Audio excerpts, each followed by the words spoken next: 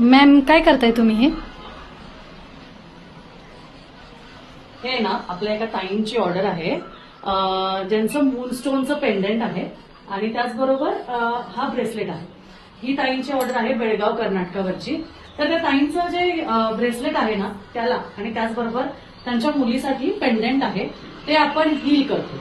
Heal करणं म्हणजे काय ते या तुम्हाला मी दाखवते. कसं असतं, ह्या क्रिस्टल्समध्ये नकारात्मकता असते. हे जेव्हा कोणाला द्यायचं असतं ना तेव्हा त्याला आधी चार्ज करायचं असतं. तर चार्ज करण्यासाठी म्हणजे ऍक्टिव्हेशन देण्यासाठी किंवा त्यांनी काम करावं म्हणून त्याला सांगावं लागतं. आता मी हे सांगणार आहे नंतर, आता व्हिडिओमध्ये तुम्हाला दाखवते.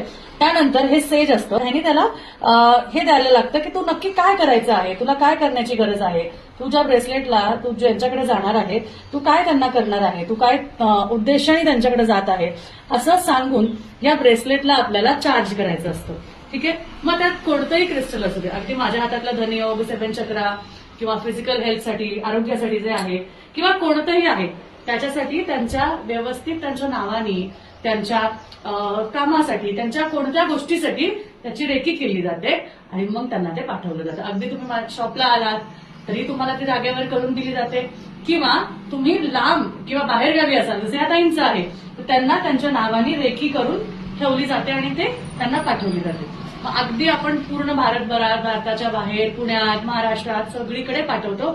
फक्त क्रिस्टल्सनी त्यांचं काम त्यांच्यासाठी करावं त्याची ही प्रोसेस आहे, ज्याला सेजच्या धुरीनी, सेजची धुरी जी क्रिस्टल्सला क्लीन करण्यासाठी खूप पवित्र मानली जाते, खूप म्हणजे खूप पवित्र मानली जाते. त्यामुळे याने ते नक्कीच क्लिन्झ होतं आणि हे तुमच्यासाठी काम करतं. आलं लक्षात? हो. श्री स्वामी समर्थ.